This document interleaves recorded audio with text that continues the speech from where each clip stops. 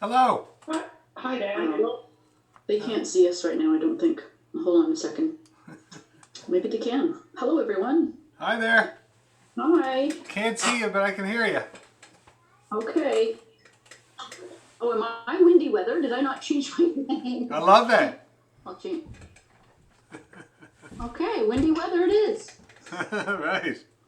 I'll be joining you. I'll be joining you very shortly. No problem. And just having a wee bit of nosh. Oh, good. Hi, A Stacy. bit of food. So I'll join you very soon. No problem. How you doing, Bill? Still listening in. I didn't know you had an intermediate group. I do, yes. Could you send me the music that the next time I might go in the intermediate group. Sure, yeah. We've done a ton of music, but I bet you'd be up for it there, Bill. Yeah, Might be stuff you already might know, too, some of it, anyway.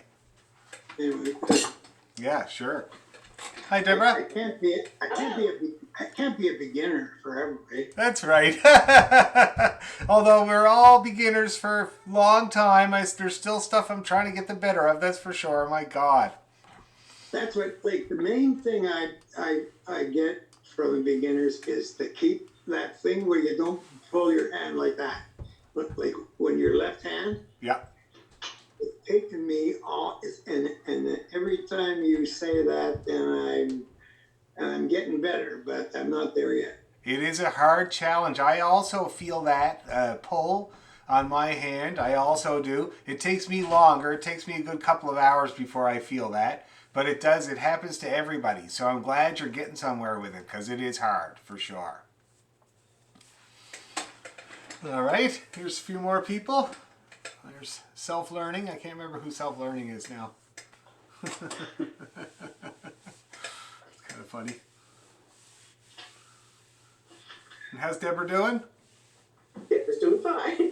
Thanks so much for putting those videos on. I really appreciated it. Oh, no problem. More to come. There's more coming. I got more requests. Well, Jimmy, dang, anytime I've ever heard anybody play it, they're playing it at cracking speed. It's like, if they could only slow it down so I could pick the notes out. Now, do you think was that a good speed? Because usually with most tunes, I do a really slow and a medium and a fast. But with these ear training or slash, I'm sneaking the ear training in there, but ear training slash sound production exercises, I feel like just the kind of pretty slow but not plodding is a good speed. Do you find that was a good speed? Excellent. Oh, Perfect. good.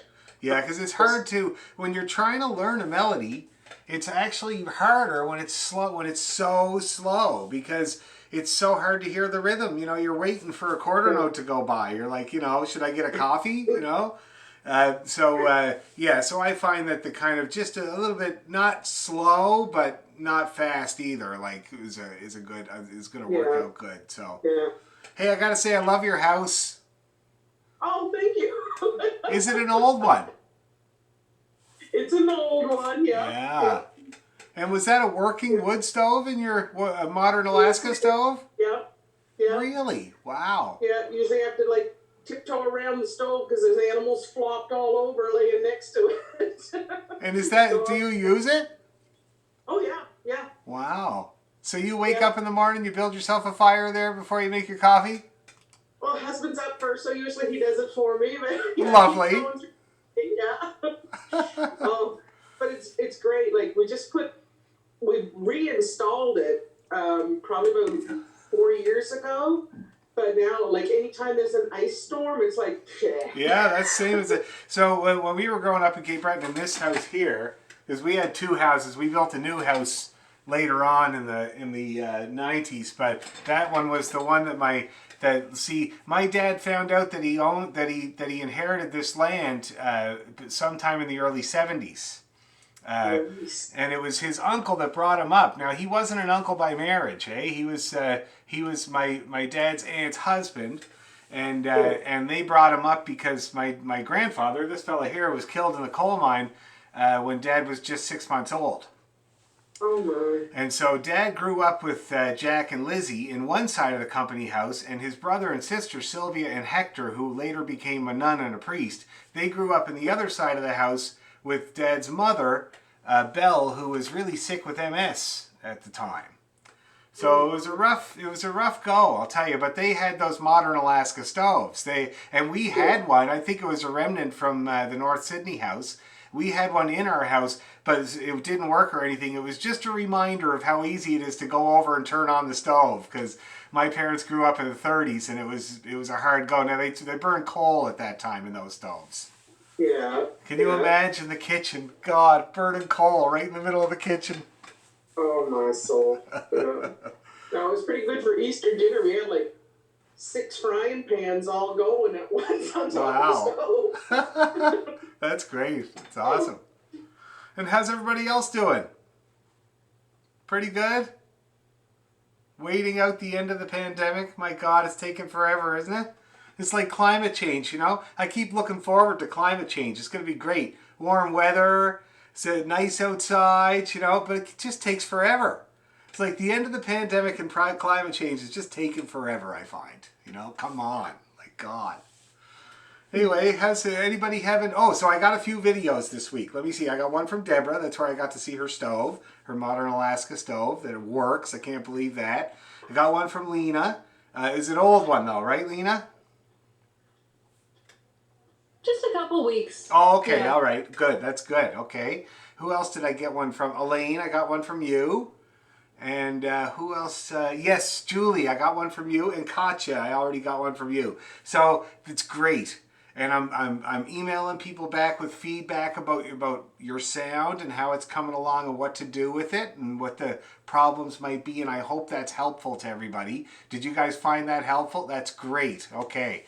And the only problems that I really saw that people were having, or heard, I should say, and saw, was just those things that I described to you when we first started. You know, the too light, too heavy, not really moving, rough on the turnaround. So it's really good that nobody's having any serious problems.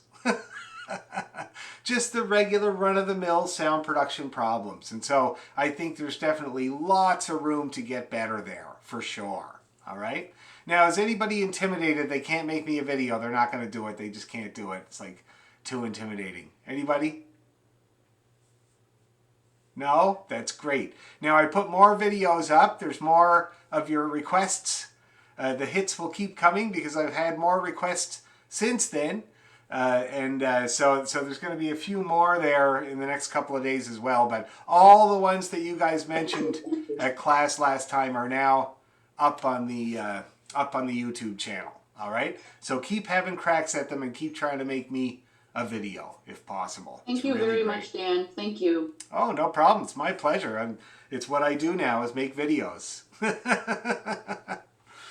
Anyway, anybody have any questions or anything or revelations or anything like that before we get started here tonight? I Nothing? always say something when he asks that. I always say something, so it's like, okay, let us.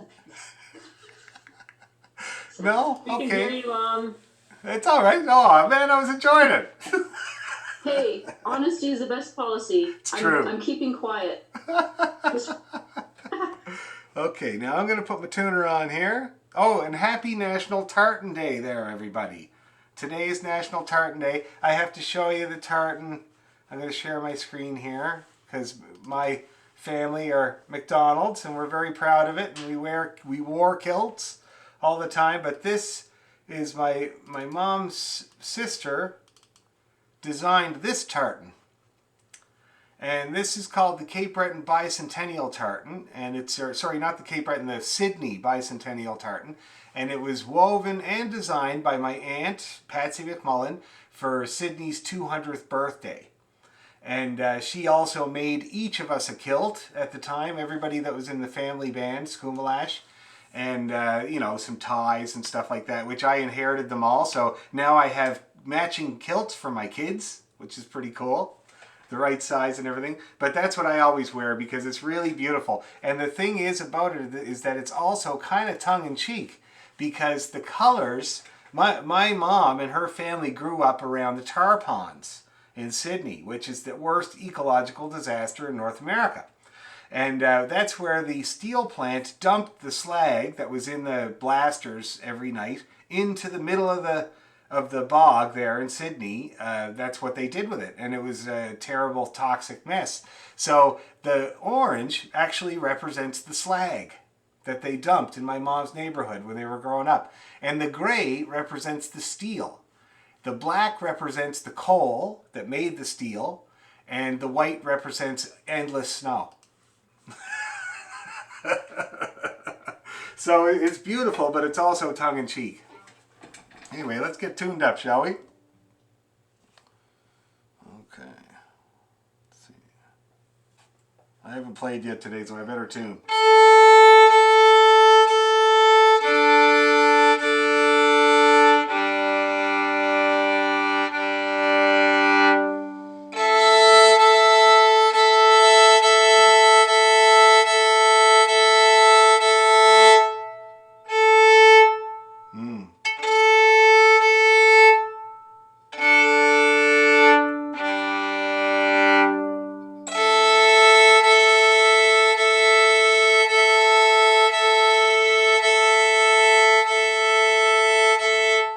Okay, that'll do. But this string is not much for this world. It's going to be gone pretty soon. I got to get my butt down to Heinel and get a new one. Anyway, so it takes a while to get it in tune. It just doesn't want to settle. And that's the thing about an old string. One of the things you notice when your strings start to get old is people often ask me, when should I change my strings? You know, and one of the signs that I need to change my string is when I play the open A, and I take my bow off of it, and the pitch really varies quite a lot and won't kind of settle. It takes a while to settle. That's when I know my string is stretched out and I need a new one for sure. So you can keep an eye on that yourself. But this A is starting to encroach on that territory. Anyway, shall we get warmed up? So let's pick one of our bowing exercises and do a scale. And let's start with we'll go top down today, you know. We'll do one of the harder scales first. So we'll do A major to start off with, and then everything after that will feel easy, okay? So we'll do A major. Now let's see, what kind of bowing pattern should we use here? I think we should do this one. So, see that? Short, short, short, short, long, long. And then the next note. See that? And you're going to try really hard to do the short notes just with your hand and the long notes with your arm. Okay? In Suzuki they call this hand, hand, hand, hand, arm, arm. Very imaginative. Okay? So let's try that, guys. First of all, you can just do some on an open string. I'll do it on my open D and G strings, and you guys can give it a try along with me. Ready? And...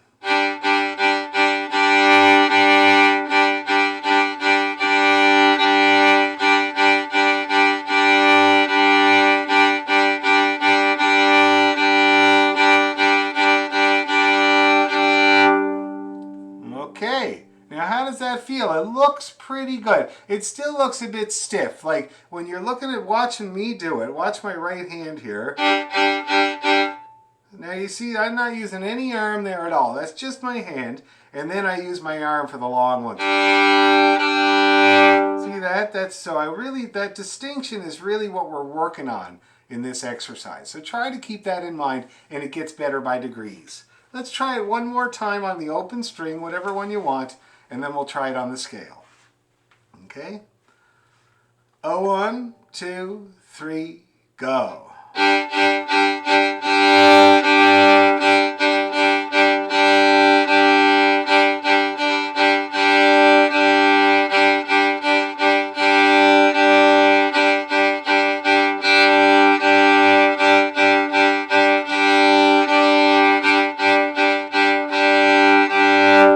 Not bad. Now I saw a lot of improvement right away just mentioning that, so that's very good.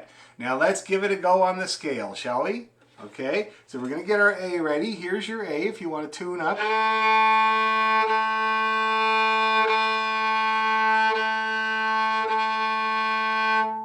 Okay, all right, that's the A. So now we'll give it a go, shall we? So we're going to go hand, hand, hand, hand, arm, arm. Next note. 1, 2, 3, go. 2.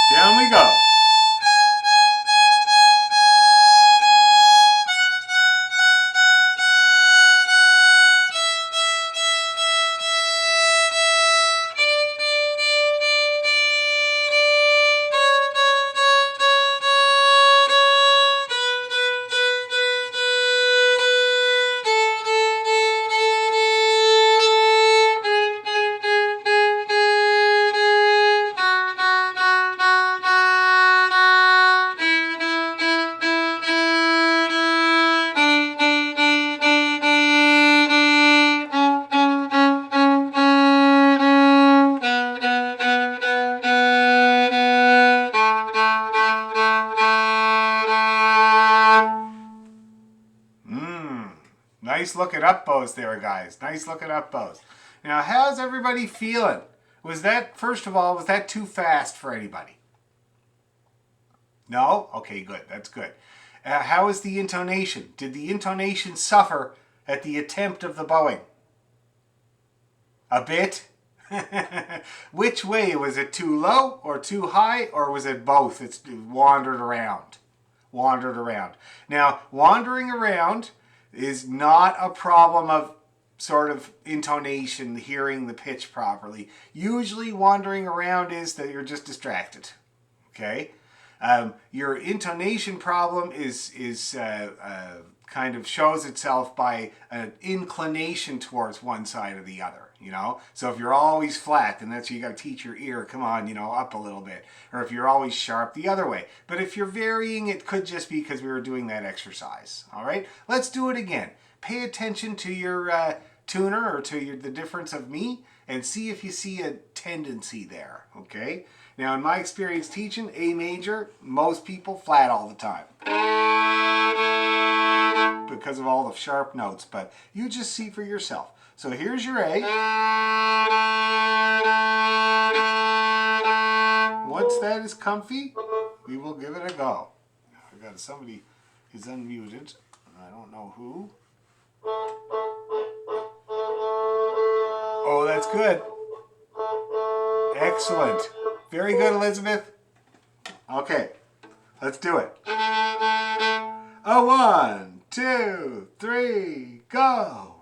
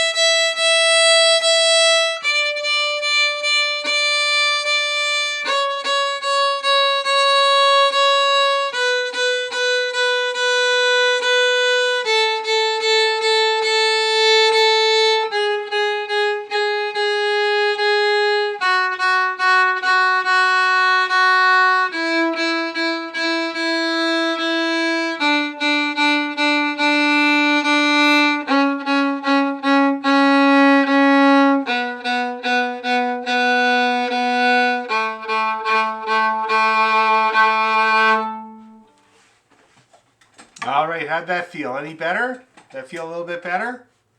Yeah, that's good. Intonation suffered a bit less? That's good, that's good. See, you can trust your hand. After a while, especially when you're practicing those drop down exercises that I showed you guys where you make a few attempts, try to get that note in tune the first try, your finger really does learn where the note is and how hard to press down. And you can rely on it. You can kind of put it on autopilot for the most part. You might have to finesse a little, but it really is good to learn, okay? Now, anybody got their tuners on in front of them while they're doing this? Who's got their tuner on? A few people? Okay. So, and you find you're doing okay? Your tuner thinks you're doing okay? Relatively? Now, I was working with a student yesterday, and they had their tuner, the same tunable app that they were using, and they had it, they didn't, when they first got it, they had it set at advanced already, and they were having a real hard time. So, is the beginner setting, and the guy had a lot of questions about it. He was like, why is there a beginner setting? Like, why is that a thing? You know, because the note is either in tune or it's out of tune, which is very true. That is absolutely true. But I tried to explain to him that it's like target practice. You're trying to get closer to the mark all the time, you know? getting you up in your batting average all the time. And so the beginner really helps with that, because if it was on advanced from the beginning, you'd throw the thing out the window after the first few minutes, you know? Very unforgiving. Even a little bit of a texture movement with your finger and the thing is reacting. And so that's why they start with the beginner. Is anybody on, intermediate on the tunable? Don't know. Oh, okay, because there are settings. So, and you guys might be battling the same thing. I should give you a quick tutorial about that, because that can be very frustrating. So, on the tunable, if you're using tunable, I don't know, you might not be using tunable, but if you are, see if I can get this real nice and close and personal. So yeah, so there's a little list. It looks like a little list here on the far right hand side of tunable. And if you touch that, then you get the settings. See that? At the very top is tuner settings. So you select tuner.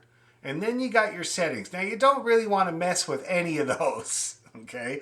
Because you can select different A's, like, you know, different frequencies for the A, because in different countries they use different frequencies for the A, but we use A440. So you don't really want to mess with those settings. But as you go down a little further, you'll see that the skill level, they have a skill level setting there.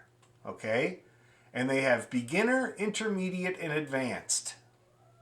Now, I find the beginner is a little bit too beginner. It's a little bit too loosey-goosey for most people, and I've only ever had people on beginner for a very short period of time, and then we go to intermediate. Intermediate seems to be a good butt kicker, but it's not exacting like advanced. Now, the advanced setting, if you look really closely, I have mine set on advanced, and there's a little toggle underneath there that lets you select something. I don't know if you can read it, but it says vibrato width.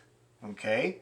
And that's because the advanced setting is so sensitive to your intonation that it's really unforgiving with vibrato. So you have to set how much vibrato you use. So if you use a really wide vibrato, you know, like they call that the arm vibrato, then you would set it really wide so that it would take that into account.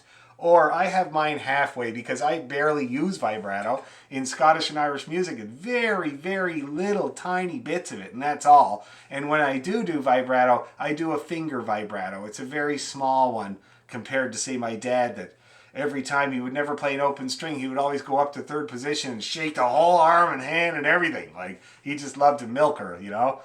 So that's what I have mine set at, okay? So I would suggest for you guys that anybody that's already on beginner, you might want to bump it up to intermediate and see how you get along, okay? It's not much more unforgiving, but it does kick you in the butt just that little bit because you guys have already been working at it, and so I have a feeling that would serve you better, intermediate, okay? See how you get along. Like I said, if at any point your fiddle lands on the driveway in front of your house, then I would say go back to beginner. It's fine. It's good. Okay? Now, let's do that scale once more. We'll do the same bowing pattern just so that you can stick to it and really try to get everything working together. Okay? And then we'll do the arpeggio. And we'll do the same bowing pattern for the arpeggio. Okay? Here we go.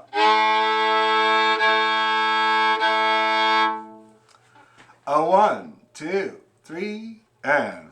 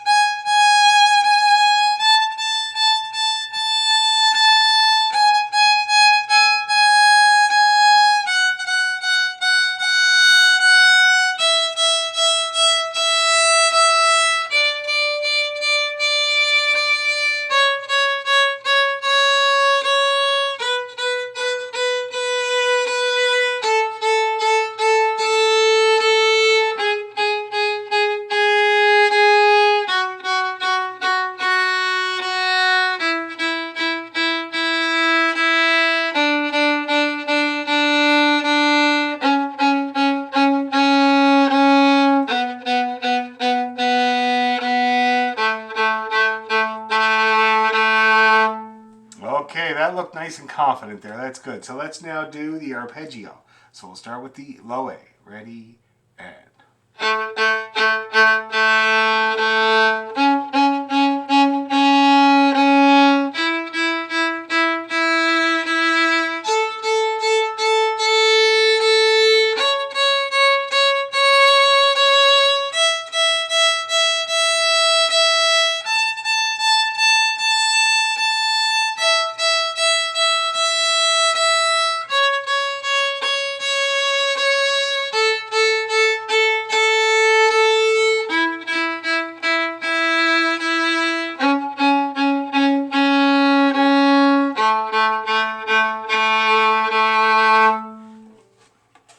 Okay.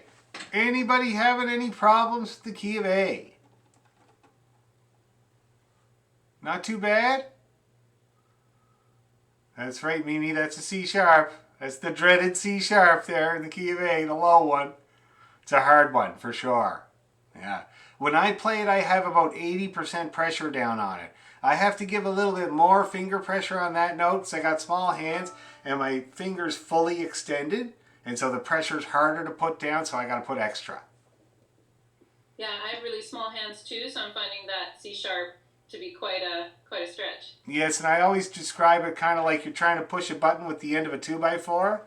You know? It's really hard. So I just find a little extra seems to do the job. And also, I have a very, you can see the dent right now, but I have a very familiar corner of my finger that I use to do that. It's the hardest part, you know, so I don't have to kind of mush around looking for it, because that's made even worse by the flat-fingered problem, eh? Because you don't want to be flat-fingered playing the fiddle, but some people, you just have, it's just no choice about it. Do you slide up a ton, or do you just try to like extend? You keep your hand in the same place and you just extend the finger? That's what I do. Sliding is dangerous, you know, like as soon as you leave that home base for first position, God knows what even note you're trying to play, you know? So I try to stay back there as much as possible. Now, that's one thing about A major. So when I'm playing, let's see, what's the better angle? This is definitely the better angle, yeah. So I got to watch the tuba. Geez, I made the record with Jennifer. Now she's like moving in. Anyway, so check this out. When I reach for my C sharp, see how my finger, I allow my finger to curl forward there? See that, my first finger? So I leave it on the string. I leave my fingers down as much as possible. And I leave that on the string and I reach for that C sharp and the first finger kind of, I let it roll forward slightly. Okay? Because I'm not going to play it, right? I'm just leaving it there. And I play that C sharp and then when I come back to play the A, I roll back to where I should go. See that? You want to make as small a move as possible, but if you have small hands, you might find that necessary to roll forward on the finger and then roll back. Okay? Might help. Anybody else having that small-handed problem? Yeah? Yeah, so you can try that. Try, whatever you do, try not to come up the neck of the violin, because then it's so hard to get back. It's, you know, half of you guys is what you're battling all the time, right? I call it the Great Northern Migration. Okay, so anyway, so that's A major. Now, why don't we play a little tune in the key of A major to warm up? Why don't we do the Rosebud? Okay, we know it really well. You guys can work on intonation and sound production. Okay, I want to see those bows moving right from one end to the other. Oh my God, Lena, your tuner has been set to ukulele for over a year. That is very funny, man. Very funny. Now, it probably wouldn't like your fiddle very much because the big thing about plucked instruments and bowed instruments is that as soon as I put my bow on the string, it changes the intonation of the string, you know? So that tuner probably gets a little bit mired down, you know, with the ukulele setting there. So if you can find a way to change it to fiddle, it'll be great because the sun will come out and life will be great. Okay? Wow. Okay. What song are we doing now? Rosebud. I couldn't. What? Rosebud. I can't. I still can't hear it. Rosebud of Allen Vale. Oh, Rosebud. Oh. Yep. Beautiful old Rosebud. We're going to make her nice. All right. So yeah, so I'm going to be looking at people's bows. I want you to see the bows going right from one end to the other, much as you can. Okay. 1, 2, 3, 1, 2.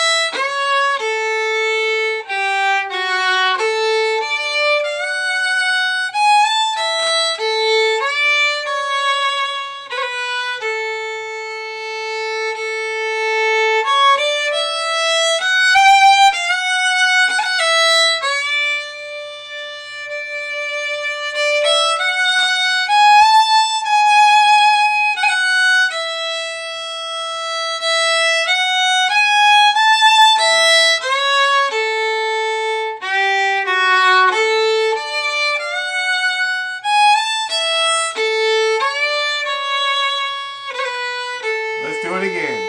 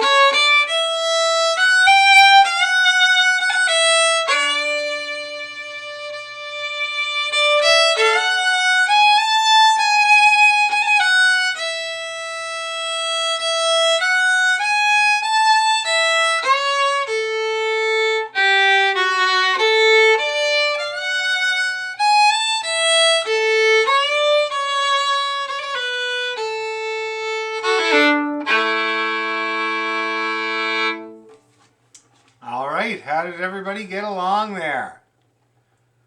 Good? Pretty good? Mimi, when you do this, describe to me your main problem. My main problem is I haven't looked at that in a long time, so it's like I was looking at it for the first time again. So remembering. I could use some practice. Yes. Okay, well that's fine. That'll come along, no problem. That's good to hear that that's the biggest problem. Anybody else? What's your biggest problem? I want to hear what the biggest problem with the Rosebud is. How about, let me see, how about Sharon? I haven't heard from you in a while there, Sharon. The biggest problem is I get out of tune. At the first part, it's fine. I'm up there at the high, and then when I come down, especially that, what is that? What's that? What's that? The C sharp or whatever. The where you have to extend your finger on the D string The G sharp, at the yeah. bottom of the Yes. D sharp. That's and then my fingers get all messed up. Yes, well, it can be sometimes for some students, and I remember this with you when we were in person, sometimes, being out of tune can be very discouraging to the fingers. It can make them wonder what the hell's going on. And some people are just a bit more sensitive to that. Like, I have taught people that have not played one note in tune for about 7 to 10 years. And it doesn't seem to bother them at all. They just keep putting one finger in front of the other and saying, wasn't that a great tune? Yes, it was a great tune. But some people really notice it and they can't help. And sometimes it's like their hand notices it, you know? It's like, I'm not in tune, now I'm wondering what that note was, and the whole thing goes downhill, okay? Very common. So sometimes if you're getting jumbled up in a part or whatever, just check and see if your hand might have moved, and that might be the only problem you're having. Okay, now Sharon, which way are you always on that G sharp? Sharp or flat? I think I'm sharp. I think I go down too far. Overcompensation. I Yeah. think so. And then your hand, or do you find yourself sharp after that? Yeah, and then I have Yeah. to move my hand Back, for yes. for the B, right? When you go back Yes. to the B, and then you're going up that scale. Yes. So my best advice with that, that's more of the northern migration I'm talking about, is really, really trying to play that G sharp in the most relaxed way that you can. Okay? Try to only put pressure on the third finger, no other part of your hand. And see if that'll let you come back to home base without much difficulty. Okay? So we'll try it again. You just experiment with that and see if that helps. Very good point though. I bet you there's 5 will. people on this Zoom screen that have the same difficulty. So that was good to bring up. Now, anybody else? Biggest problem? Who wants to complain about the Rosebud of Allenvale? I love it myself. Complaining about it, I mean. How about Elizabeth? What's your biggest problem?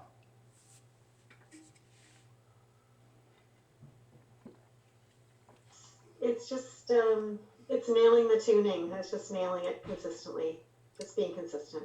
And do you notice a tendency one way or the other, or is it varying?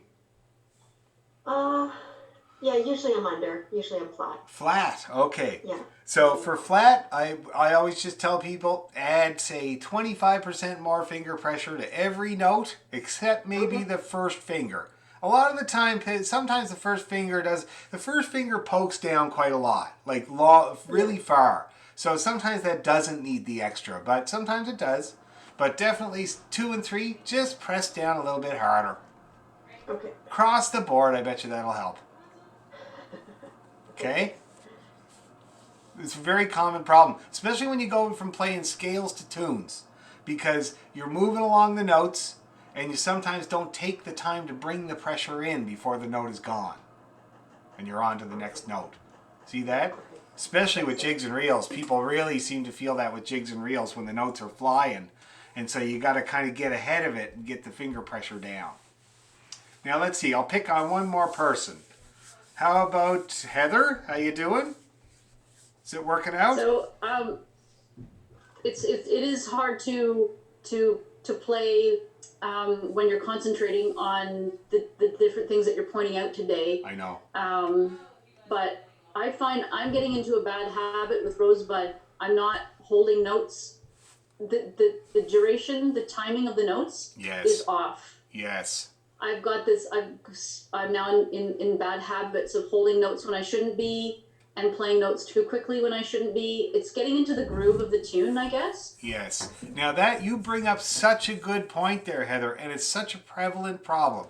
Now, getting ahead, jumping ahead, you might be doing a bit of, getting behind, you might be doing a tiny bit of that, but I bet you any money that you're jumping the gun. So you're stopping notes before they're actually finished. See that? Now, for me, in my experience teaching, that is the biggest problem people have. Now, who here is in the Celtic Fiddle Orchestra? It's a few people, right?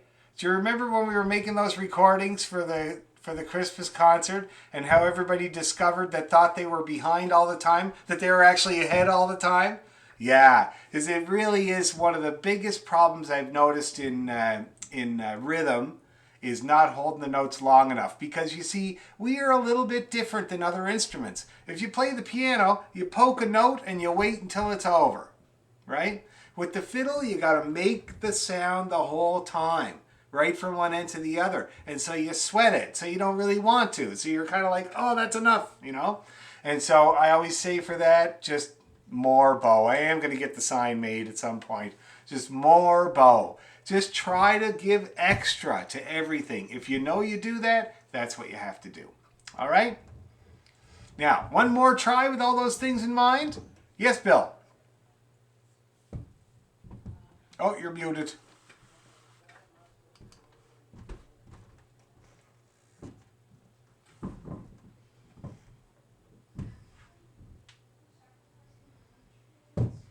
Bar 30.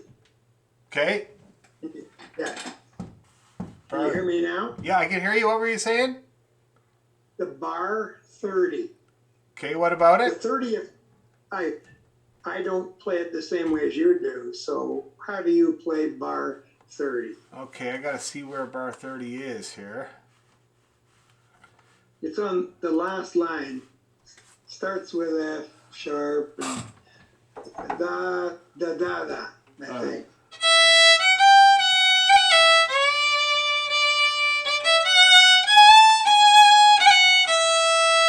That's how I play it there. Is that the one? I think so. Yeah. So. Play-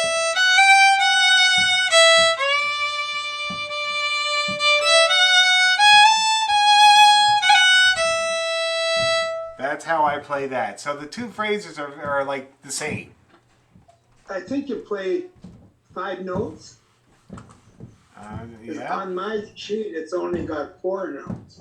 Let me just check on the version there. I Yeah, I think play. you're just adding an eighth note in, Dan. You're doing you're repeating the D. So we had a D half note and then an E quarter note, but you're playing Oh, D I'm half playing note. too many notes, as they said to Mozart's buddy, right?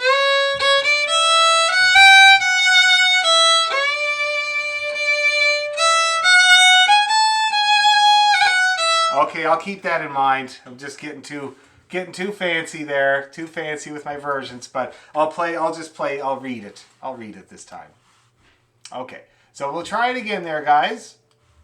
And it should be. Just one question, and Sure. I apologize if that's a very basic one. Oh no. But what does the dot next to the note, quarter or eighth note, mean? It adds half of the value of the note to it.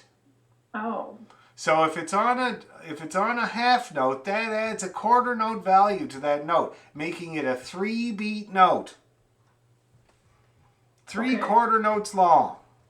And then it has nothing. It has nothing to do with being played more like a staccato or. nope, that's the note when it's right above. That's the dot right above the note. That's staccato. Yeah. Okay. Now on the Okay, quarter so it's note, just for- yeah, it's the length. So on the quarter note, you put the dot next to the quarter note. That adds an eighth note of time to the note. So that note is going to be worth 3 eighth notes now.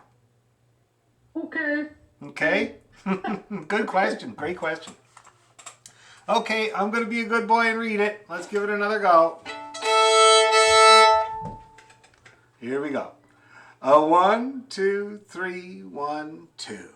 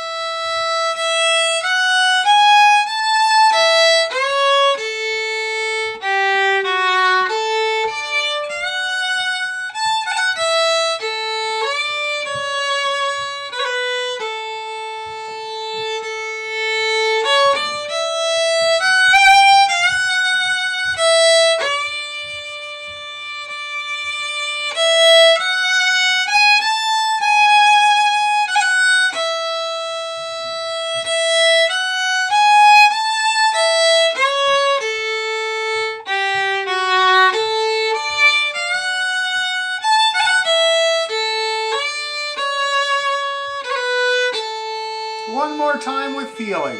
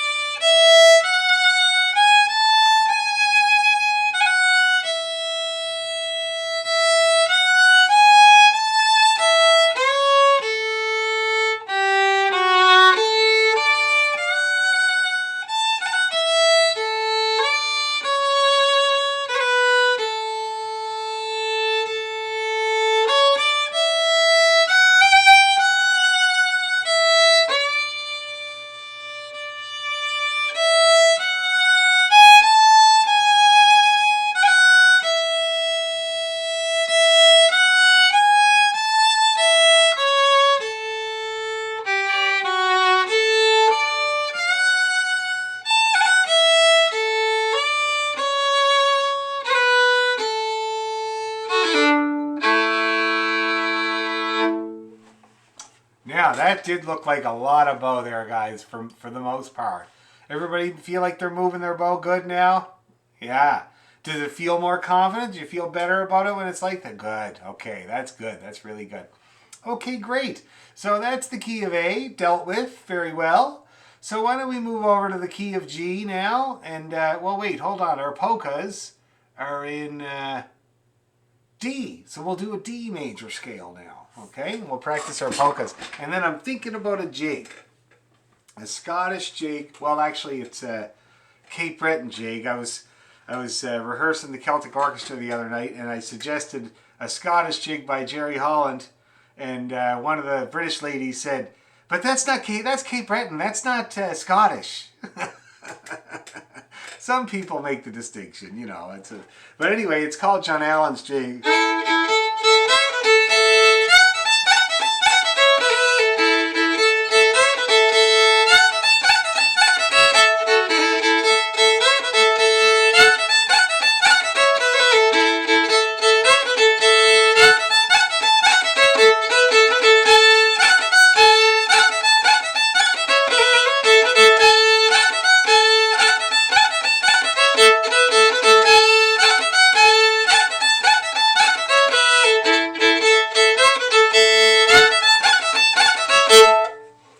So I'm thinking you guys like that tune, because half of you were almost dancing.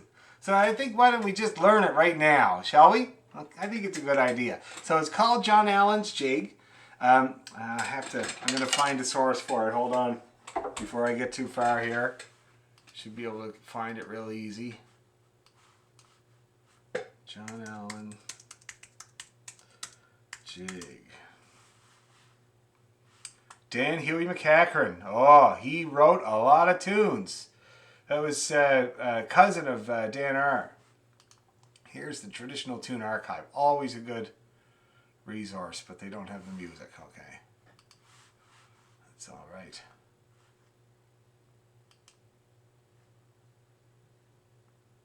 No score. Too bad. I'll find it here, guys. Just 1 second.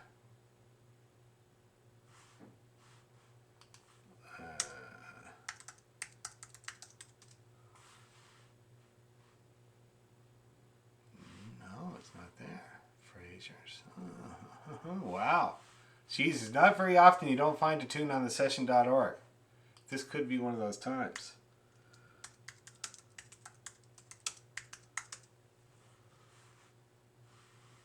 No, it is not there. Wow, okay.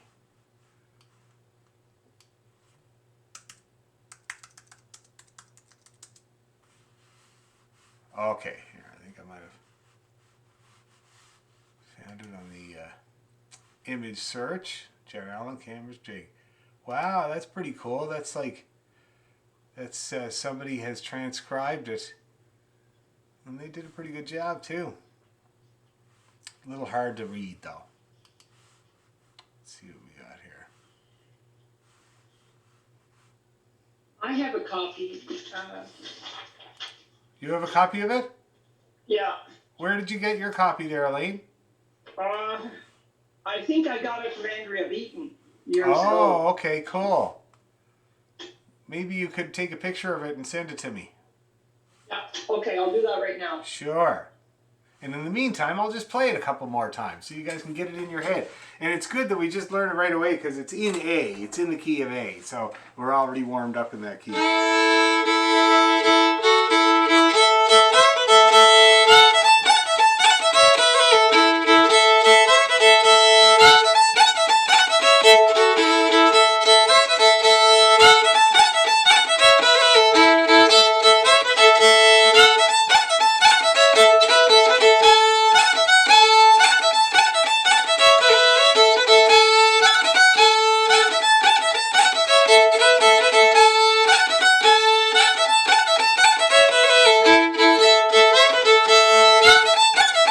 One more.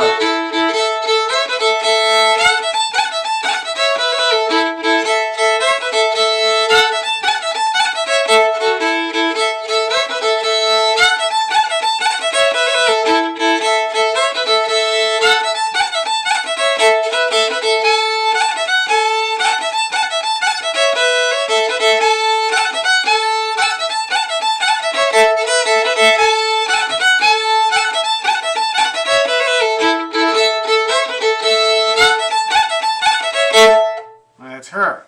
All right. So you can hear that there's only about 3 phrases in the whole tune. They just kind of mix match them, you know. And I remember I taught it to the Oakville Suzuki program years and years ago. When I first moved to town, there was about 13 in each class of little kids, 10 years old, 12 years old, 8 years old, playing John Allen's Jig. I taught it to them by ear. But the only part they wanted to play was... My God, that room was deafening with kids doing that over and over and over. But anyway, that's why the Zoom is so great. Okay, so Elaine's finding it there, and which is really great of her, but we'll start in on it anyway, because the first phrase we got to play like 10 times in this tune, so she's going to get it, okay? So I'm going to show you how it works. This is one of those jigs that has lots of quarter note, eighth note combinations, and it opens up that way. See that? Long, short, long, short. On the E and the A. And then you do this little scale down. That's a C, B, A there on the A string. And then a great big long E. Okay? So that whole phrase sounds like this.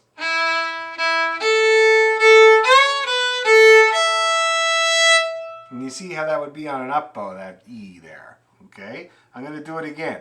We got the E, A, C, and then a long E. Okay, let's see if we can do that together, guys. Nice and slow there.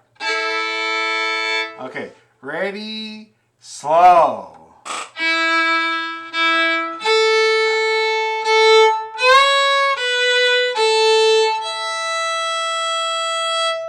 That looked pretty good. Let's do it again, just like that, except better. Ready, to, go.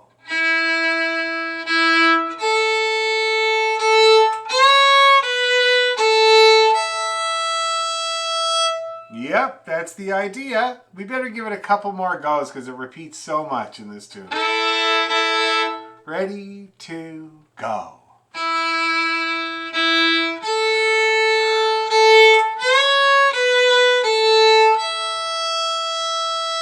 Okay, so that's the first phrase there. Then from there we do this crazy thing.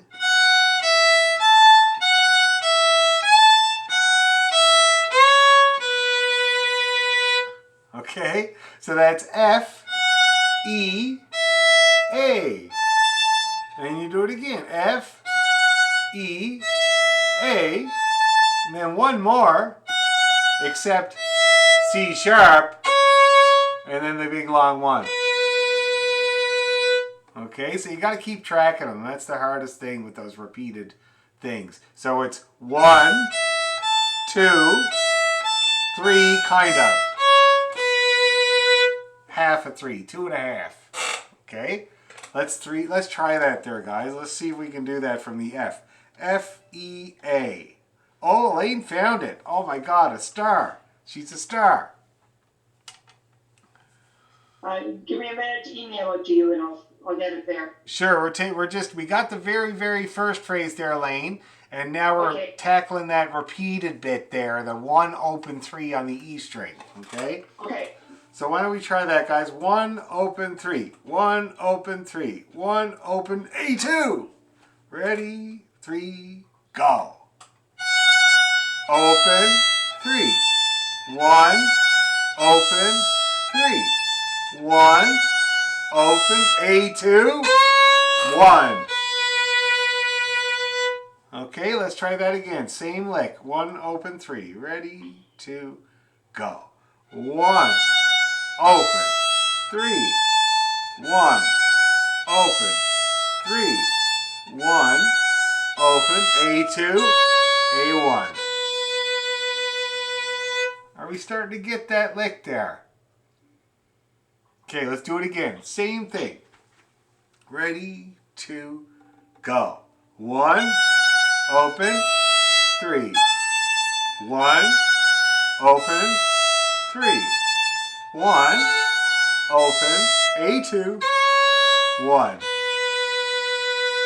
Okay, now Elaine just emailed me that, and I'm going to get that out to everybody right away, and then we'll tackle it.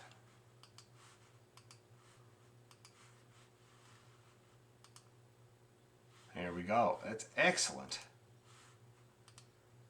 She must have wrote this out herself. It looks like she used a program to write it out because it's just not anywhere. I had it written. It was written out by my brother. It's in my drawer. Big jumble of music there somewhere. Okay. So let's see.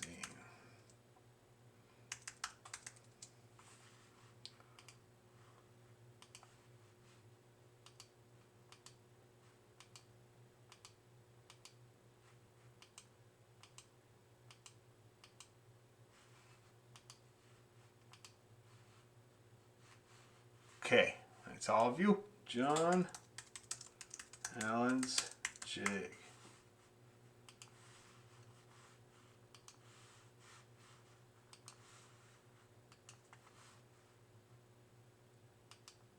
Okay, everybody should have that music now. Although we're doing excellent by ear, I think. But you know, it's an insurance policy. Okay, so now let's review those two phrases since we had a little break while I did electronics. Okay, so we got the first bit, which is the E, A, 2-1 open, long E. Now we got this part, 1 open 3, 1 open 3, 1 open 3, 1 open A2, A1. And then we do it all again. E, A, 2-1 open, long E, 1 open 3, 1 open 3, 1 open A2, open A. And that's the end. That's it. That's the A part. Does everybody understand how that works? First time around, it's the B. Second time around, it's the A. And that's the whole A part, and then we do it again. So let's see if we can go right from one end to the other there, guys. Let's see if anything gets in the way. Okay? Yeah. Yes? Can you try me again? I don't think I've gotten it yet. Okay, let me see here. I haven't received it either. Elizabeth? Yeah. Oh, You were- never mind. This came through from Oh, got it. Got it, Okay, sorry. see, it's the slow stuff coming from the satellite, eh? God, it's slow, my jeez. I think it'd be quicker from Motor Space, but they're slow as me arse. Okay. Anyway, so let's try it there, guys. And trust your ears, you might have already learned it, you never know. Sorry. That's great, you got it, that's Sorry. great. Nobody ever wants to play, that's great. Okay, here we go. Nice and easy. 1, 2, go. E. A. C, B, A, E. 1, open, 3. 1, open, 3. 1, open, A2, A1. Over back. A. 2, 1, A, E. 1, open, 3. 1, open, 3. 1, open, A2, A. Okay, how we doing, people? You getting those bits? Yeah, Sharon is like, yes. That's good. Anybody else having any problems before we go ahead and grind away at it? No, we're good? Let's do it. Okay, let's do it 1,000 times.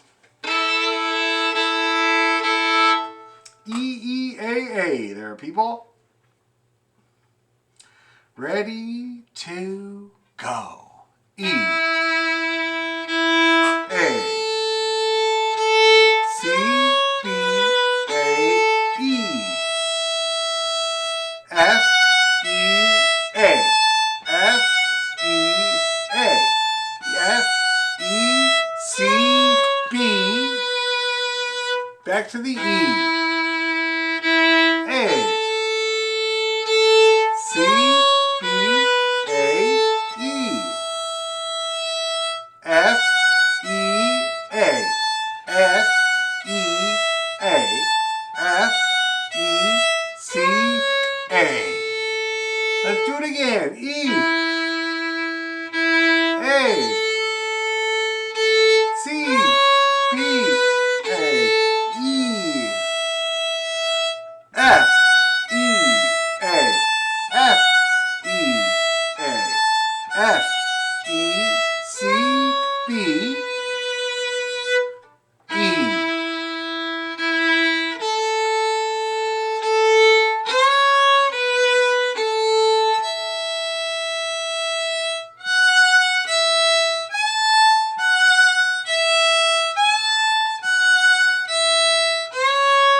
Let's do it again.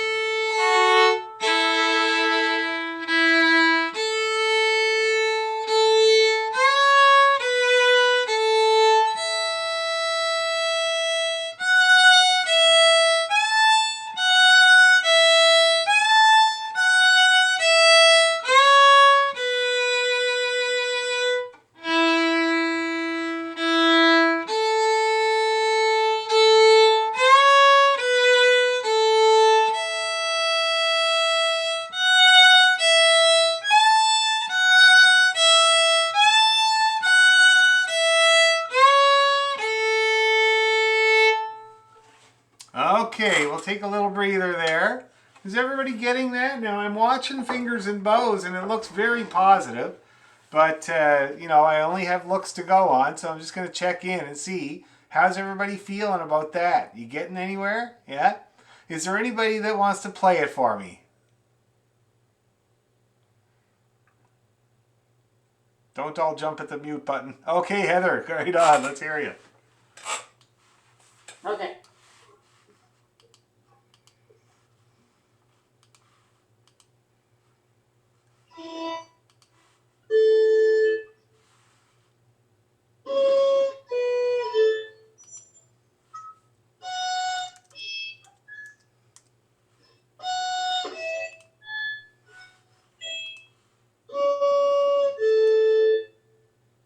Yeah, you skipped right to the end, but you did it perfectly.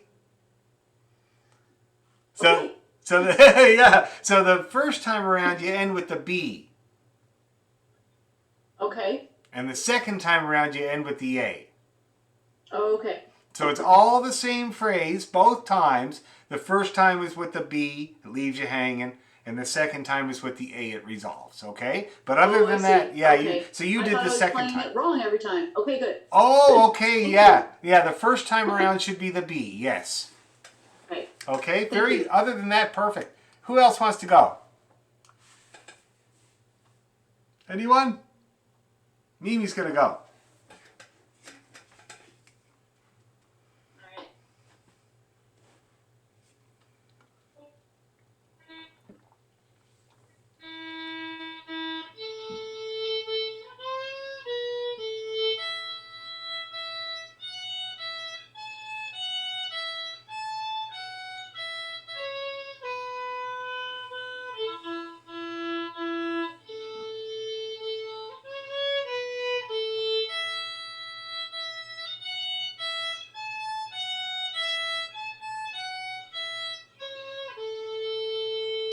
Very nice there, Mimi. Good intonation, and you're getting a much better sound than the last time you unmuted yourself. Yeah. Now, one thing that you might want to look at there, though, is you're putting in an extra note. Yeah. So, oh, you know you are? Well, sometimes I just kind of, it's like I get an errant passing note. Like I just kind of. That's what you were doing. Yeah. You a lot of people do that, so it's like you're going like this.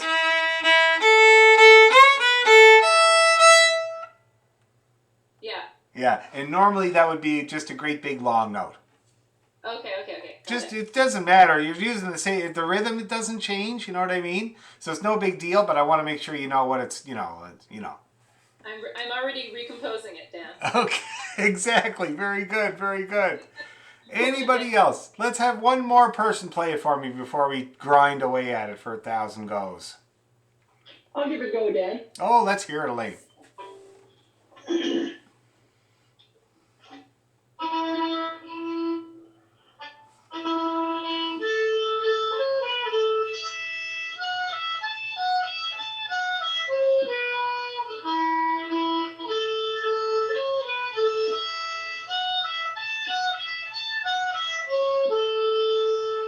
Excellent job. Very good. And your intonation's doing much, much better, Elaine. That was great.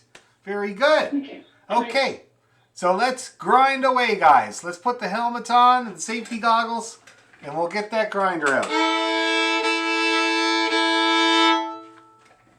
I think that'd be a good speed to do it, too. We'll pick it up a tiny bit. Ready to go.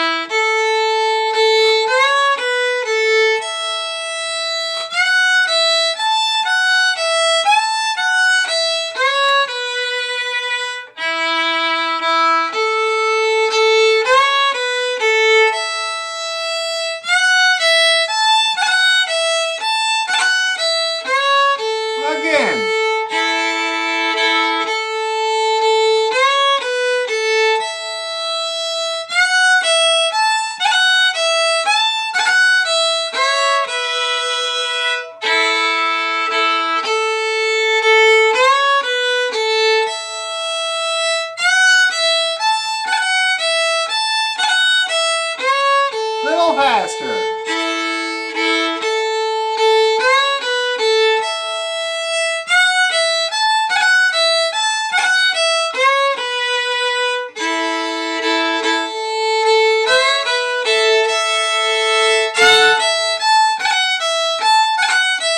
Last time.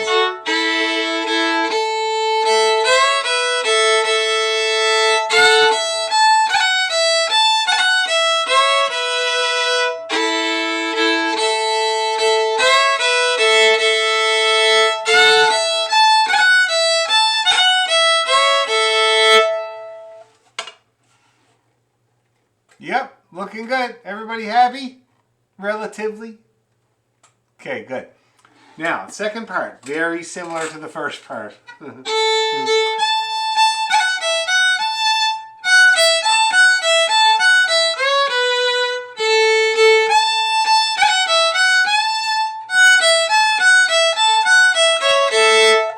That's pretty well it.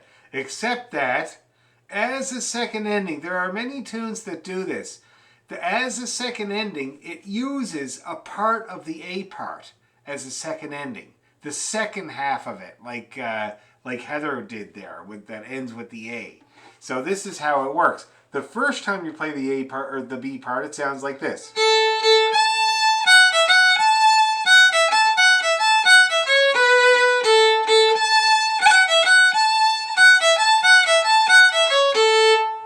Woohoo! Second time you do it.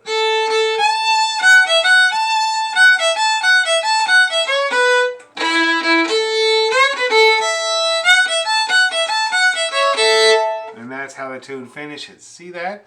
There are so many tunes that do that. They reprise the A part with the ending. So usually the second half of the A part, and use that as a second ending. So many tunes that do that. So this is one of them, okay? So let's take a look at these phrases. We got the A to the A. And we still got that one, open 1, 3. I'm just going to look at the version that Elaine sent here and make sure I'm doing it kosher. Downloads. Okay, let's see. Dum da dee da. Okay, so they got. Oh, okay, and they got a couple of A's in the first part too. So we got 2 A's and then 2 high A's. See that? And then we got 1 open, 1, and the long A. And then the next part we already know. Okay, so let's see if we can put that together, guys. Very slowly, and I'll call out the letters. So we got A to A, middle A to high A, long one and a short one for each. Ready, slow. A, F, E, F, A. Let's do that again, just like that. A. Ready, and.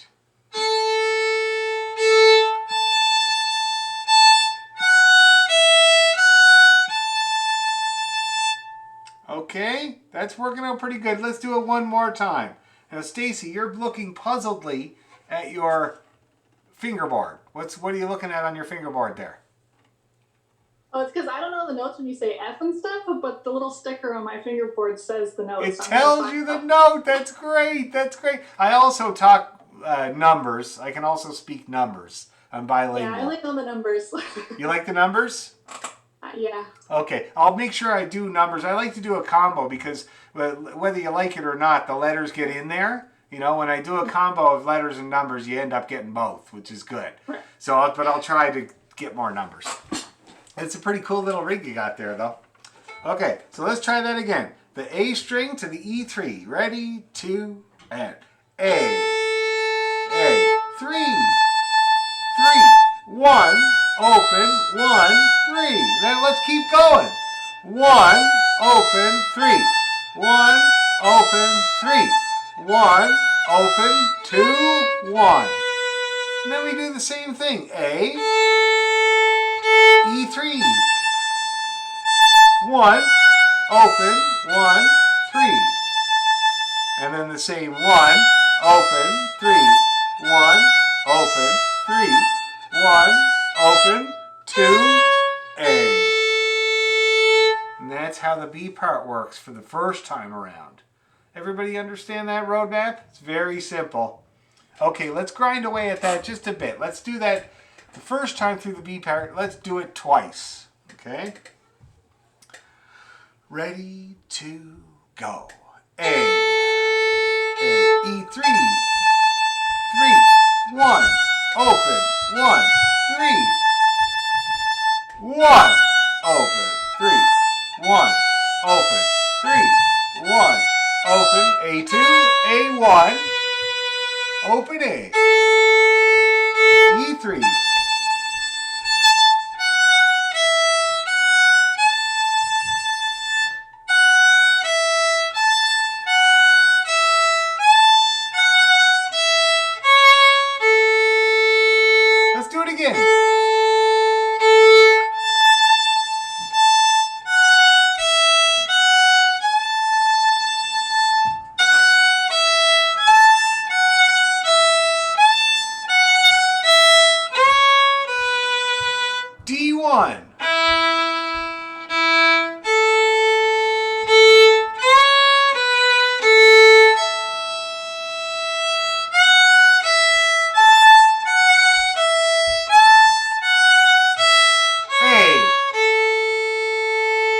Yes, that's great. Now I kind of dragged you right through the ending there, and we did both times through the B part. Does everybody understand how that works? Okay, good. That's great. So it's the phrase that ends with B, the phrase that ends with A. The phrase that ends with B, back to the A part that ends with A. Okay, that's how it works. So let's do all that once more, unless there's any questions. Anybody have any questions or problems? All right, let's do it. So we're doing the whole B part, both times through. Ready, 2, A.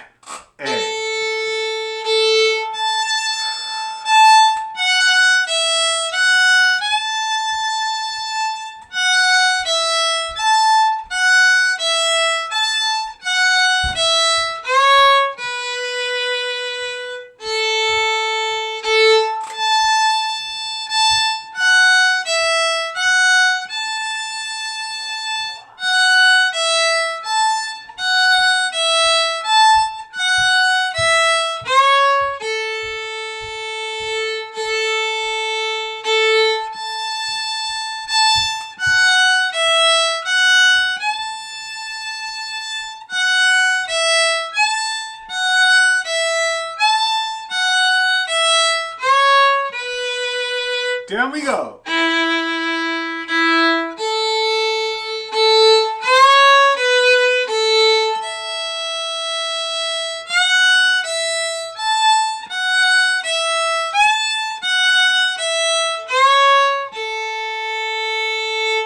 That looked all very cheerful, guys. Everybody was just kind of moving away there without a care in the world. That's a very good sign. Okay? Everybody got that B part good now?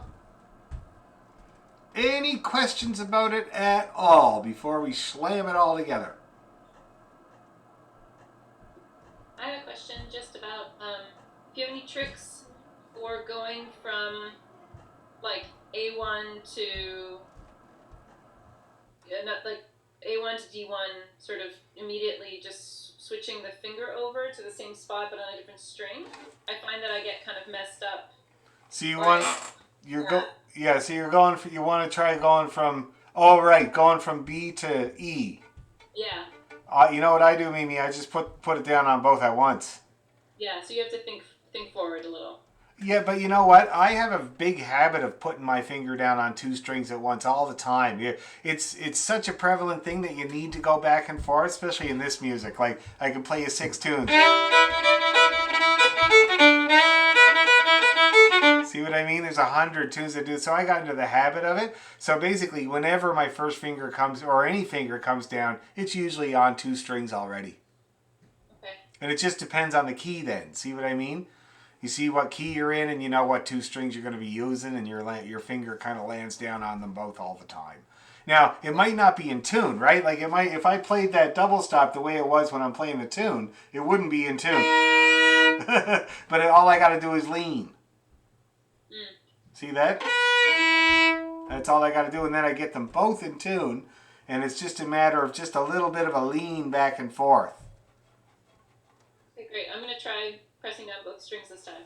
Yeah, start just by doing the 2 strings at once. Just see if you can do it. It might be a little bit out of tune, but you can tune her up after. Okay, very good question though. Really good. Any other questions? Anything? I'm up for anything. Okay, that's it. Let's take her right from the top. All right, ready to go.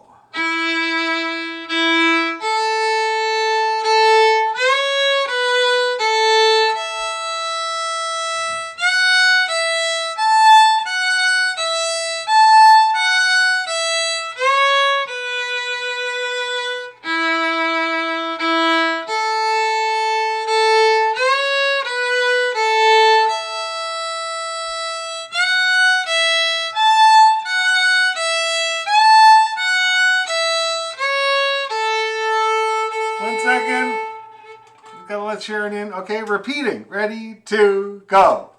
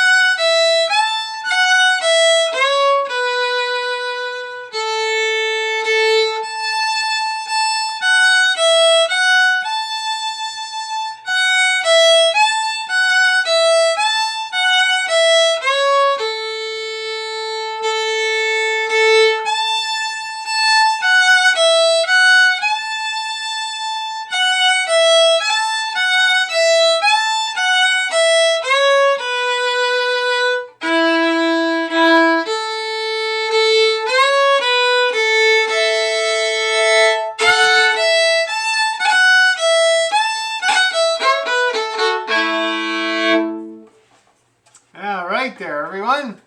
How's everybody feeling? Even with a little bit faster. Any problems at all? No. Okay, well, we're about to try fastest. So let's see if we can do it. That's the nice thing about this tune. It's so simple, eh? Like, it's very simple. The hardest thing about it is going to be keeping track of which phrase you're on. The first one that ends with B or the second one that ends with A. Because it's so repetitive. That's the biggest problem that a lot of people have. So let's try, like, I don't know. Let's just see what happens at that speed, okay? Move the bow with abandon, like you don't even care what's happening. It's the best way to do it. Okay, here we go. Brace yourself. 1, 2, 3, go!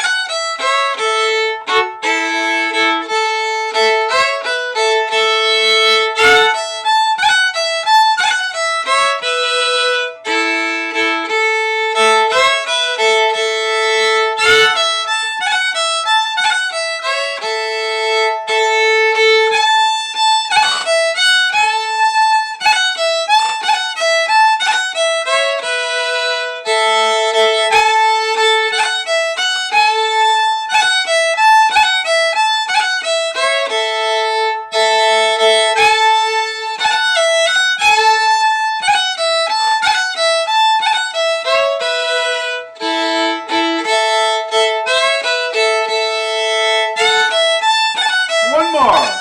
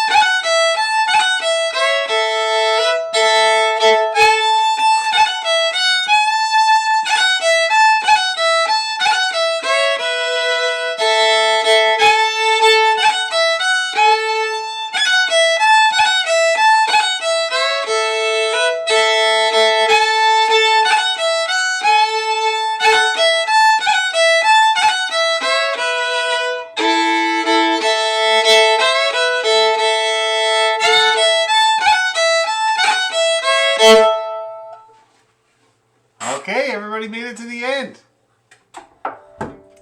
Any problems or troubles or anything go wrong? No? My tuning went out the window with the speed. Did it? Which way?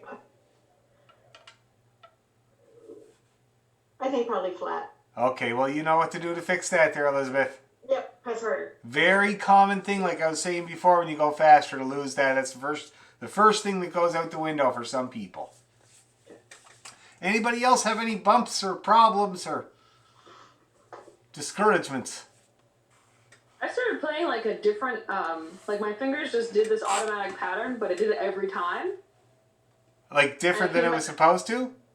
Yeah, like there was a couple notes that I made the consistently wrong choice of notes, but it was somehow like it kind of sounded okay. Yes. Yeah.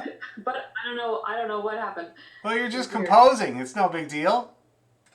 I don't think so. You're composing a new tune. You know, it's funny. The longest stint that I ever had to play for in one go was for a dance on Toronto Island. There's a couple of dancers here, but you know, the Toronto Country Dancers is contra dancing is what they do. But the Toronto Country Dance Association, anybody ever hear of that? I used to, back when there was dances, I played for them at least once a month, usually a couple times a month there.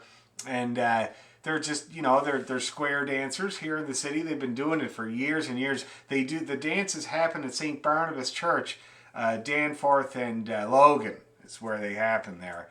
And everybody plays for them. They get a different group every week or whatever. And I play with my friend Kate Murphy. And so one year they were doing their yearly dance on Toronto Island. And so that's when these people are seriously into dancing. Like, they will spend hours and hours and hours, a whole day dancing, you know. No booze or anything. They just keep going and going and going. So every year they have a dance on Toronto Island that starts at 10 in the morning and goes till like 11 at night. Okay? It's like a long haul, drooling nerd dance. And so they called me one year, me and my buddy Brian Pickell and my friend Kate Murphy, to play the dance. And I said, yeah, sure, it's good money and it's a lovely day and I love Toronto Island and they have a potluck. So I was like, yeah, right on. So then I get a call from one of the organizers, is a dance caller, and he says, we just wanted to check with you because we want to do a dance medley this year. And I said, well, sure, what does that mean? Well, we want to do 2 or 3 dances in a row, actually 7. I'm like, okay, well, what does that mean for me? You know, that's fine, I don't mind. And he says, well, you'll be playing reels for upwards of 40 to 45 minutes straight. And I'm like, what? Are you serious? And he says, and we always like to check first because not everybody is into that. So if you don't want to do that, that's fine with us. But we thought we'd check with you. And of course, I'm up for anything. So I said, yeah, I'll do it. Yeah, hell yeah, right on. So I get there. And of course, it's near the end of the night. So I played all my music all day long and playing different tunes. I try not to repeat anything, you know, just keep playing different tunes. And we get to this part of the night. And so I start off and I'm doing okay. And I'm playing the tune, there were reels, and I'm going through all the reels I know, racking my brain. And then the biggest problem was that I didn't get tired with the 40 minutes. It was 40 minutes altogether that I played for, steady, 120 beats per minute. I didn't get tired. My left hand was fine. My right hand was fine. I couldn't think of tunes anymore. I knew them. I know thousands of tunes, but I couldn't think of them. I couldn't remember, start off a new one, you know? And so I tried to start off a couple new ones, and my buddy Brian Pickell leans over and says, you're composing. So that was the biggest problem of playing that long set, was actually being able to remember more music. Now, I think if it had been earlier in the day, would have been okay. But by that time of the night, I've already played hundreds of tunes, and I'm trying to think of more, and I just couldn't think of any more. But anyway, so you're just composing tunes there, Lena. It's no big deal. Yes? Dan? Yeah. 80 some years ago, I was in grade 1, Danforth and Logan. Oh, really? Wow. I think it's now a community center, but it was a public school then. Oh, cool. That's great there, Bill. Danforth and Logan. Yeah. There used to be a fruit market on the corner, and I stole an orange one time, and I went home, and my mother saw this orange, so she took me back. Oh, yeah. She took me back and said, my son, he stole an orange. It was humiliating. Yes. Anyways, I couldn't. Danforth and Logan was just so memory to me. Anyway. Well, me too, because when I first came to Toronto, that's where I started going, because I was looking for tunes, and being from Cape Breton, I'm looking for Scottish music. I just started playing the fiddle again, and I called my father, and I say, I'm looking for tunes here in Toronto. And he's like, you're not going to... I said, there's lots of Irish. I go over to Broadview and Danforth, to the Dora Keogh there, and to the community center that's up the road. And there's every night there's Irish people playing tunes. It's great. But where do I find the Scottish stuff, And he said, you're not gonna. He said, all the people that went to Ontario, they're all stodgy Presbyterians that don't drink or dance or do anything. You're better off with the Irish, he said. And certainly that crowd, Danforth and Broadview, that crowd of people that I still hang out with, they were extremely kind to me when I first moved to town. Like, I was part of the family right away, so I love that area still.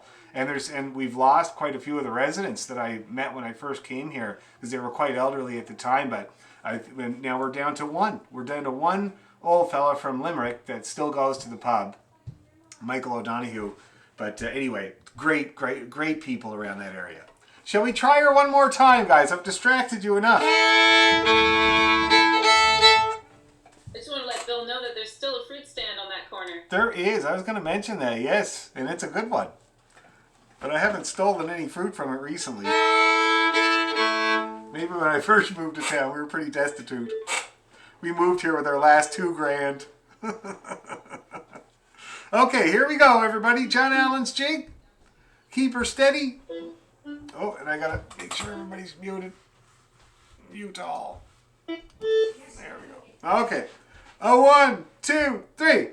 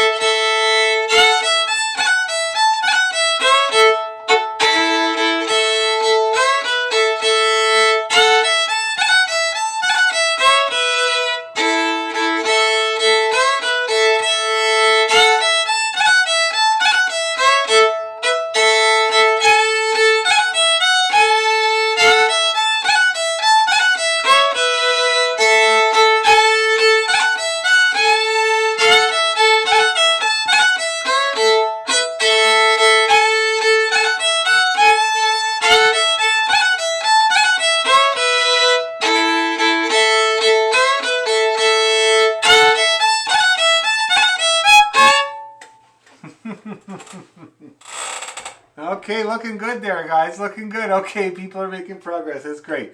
Now, so for next week, I am not here. So I'm getting my surgery next week for sure, because now the schools are closed.